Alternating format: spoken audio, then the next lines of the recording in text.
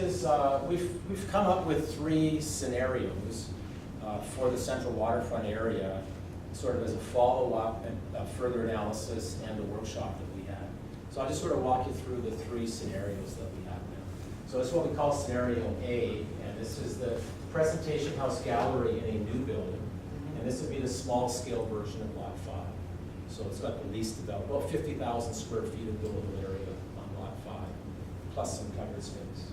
So just starting with the foot of Lonsdale, because it's this is the most different one. I guess one of the concepts for all of them that's consistent is the Spirit Trail is going to be on the north side of Carey Cade's Port, where that parking lot is for Lonsdale Quay. And we need to get people from there across Carey Cade's and out through the waterfront and on. And so the thought is that that's a logical crossing where that current roadway is, and then to get them through. It looks quite, like a little sort of separate highway here, but the notion that it's a continuous line. This is just a change in paving patterns. It won't be as dramatic as that. But the idea is you can get straight through the site and on and through. That greenway connection running through the site. And that's consistent with all of these options. This one has demolished the Cade's shed, and it's brought the little PGE railway building out onto the large deck that's there for some kind of commercial use, probably coffee shop kind of thing. The waterfront walkway then is able to go straight across. So the Cade's shed currently comes way out here. We'll see the next option. The waterfront walkway comes across. This is actually a very small little 2-story or 1.5-story Washington Marine roof building. It tends to get dwarfed by the existing shed. So the route through here then would be between these buildings and around this way.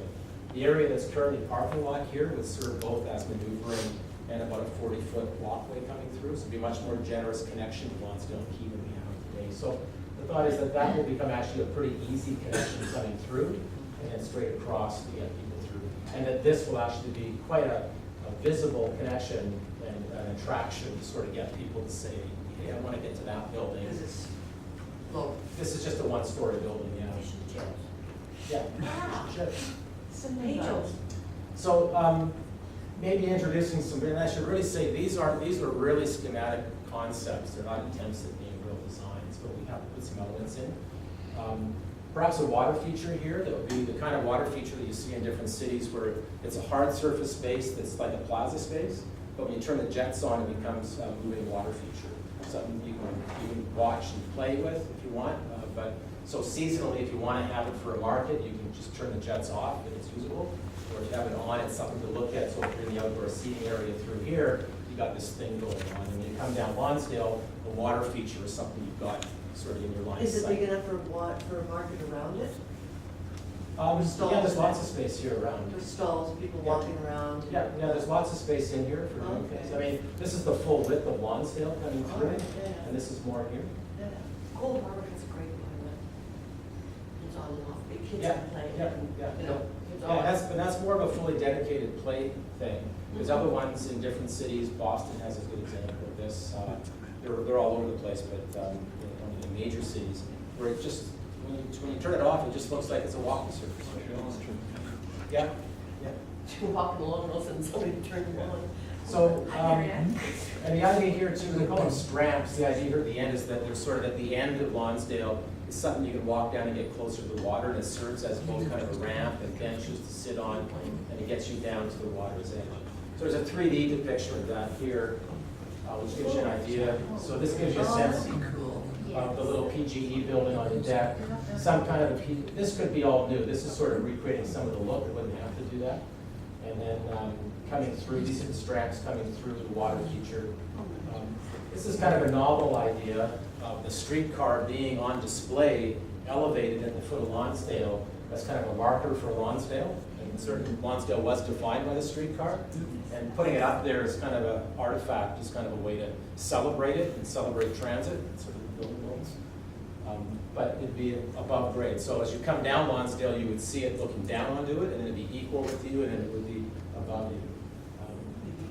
And so then as we go into Lot 5, this is the same option. We're talking now about Lot 5.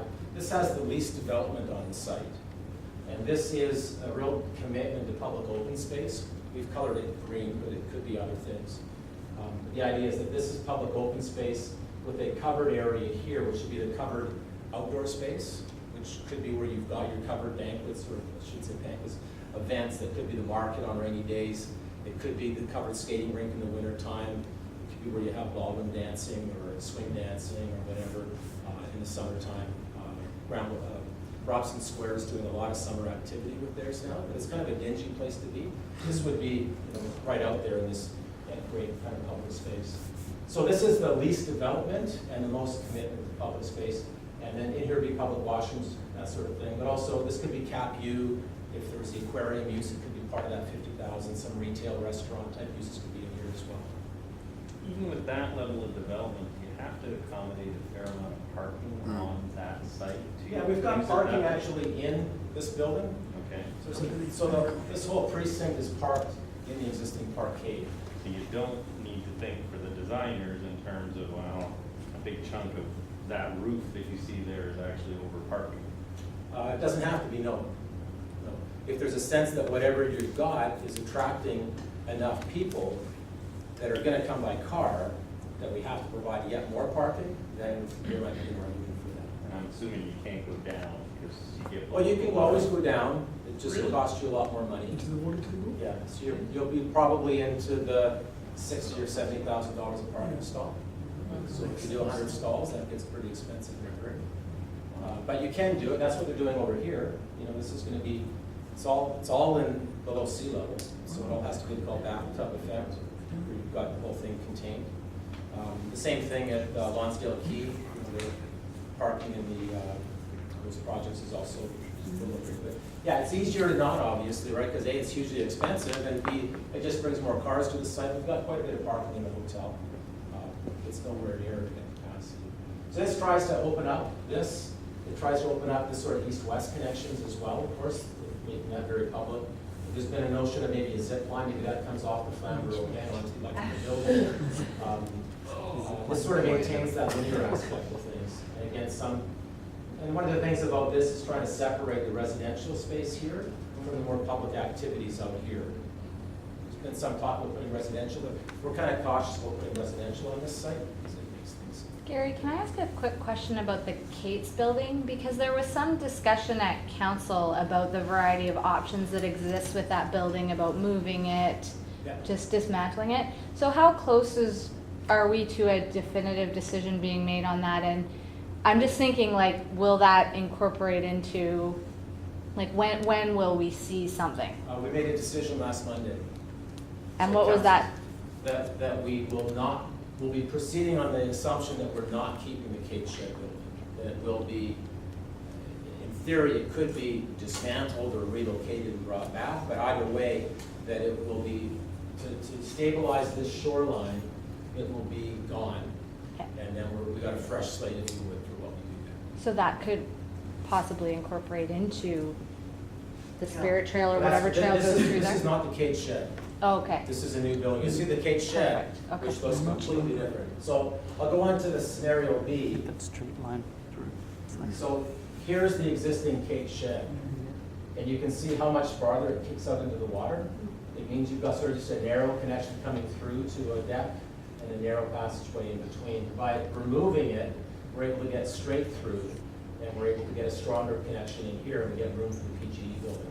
So this has the PGE more at the foot of Lonsdale, again for a commercial type use, with some open space coming through and that greenway coming through. On lot 5, this is now getting a more commercial development. You're up to about 75,000 square feet of buildable area on site. It's got a mid connection through the lot, and it's still maintaining this, and this will be the Flamborough again with the water feature at the south end and some green space on the east side. So again, you're starting to get now some more uses in here, and you got to build it and then figure out where those uses are going to be. So in 3 dimensions, this would look kind of more like that. This has got the landing for this out on a float, which is another possibility. What was that again? This is the zip line landing if that thing were to happen, and it's just a notion, it may not happen. So again, you're getting more development here, you're getting taller buildings kicking in. But that looked more like a machine shop. Yeah, Yeah. absolutely. Yeah. You can see that's one machine. The other one has a shorter version. machine Yeah. shop. Public space on More the south public side. space, yeah. And the height of The way that they move Pinnacle's people through other there three is good. buildings yet to be developed? They're shadowed in here, they're about 11 stories. Sorry for Verizon and all the people going up there.